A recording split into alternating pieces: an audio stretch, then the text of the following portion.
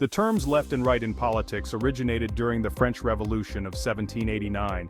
Members of the National Assembly who supported the revolution sat on the left, while those who supported the monarchy sat on the right. This seating arrangement has since evolved into a broader classification of political ideologies. Left-wing politics generally advocate for social equality, government intervention in the economy, and progressive social policies. Key characteristics include economic policies, support for wealth redistribution, higher taxes on the wealthy, and extensive social welfare programs. Social policies, emphasis on social justice, minority rights, and environmental protection. Government role.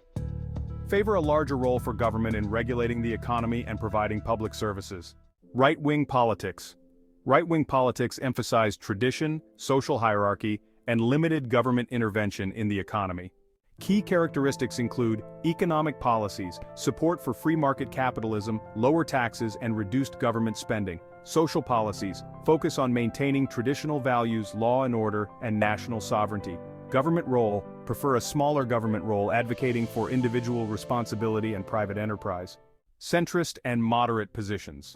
In addition to the left and right, there are centrist and moderate positions that do not strongly align with either end of the spectrum. Centrists often advocate for a balanced approach, combining elements from both sides to address specific issues. Modern context. In modern politics, the left-right spectrum is often used to describe the ideological positions of political parties and movements. However, it's important to note that these terms can be fluid, and a particular individual or group may take a left-wing stance on one issue and a right-wing stance on another.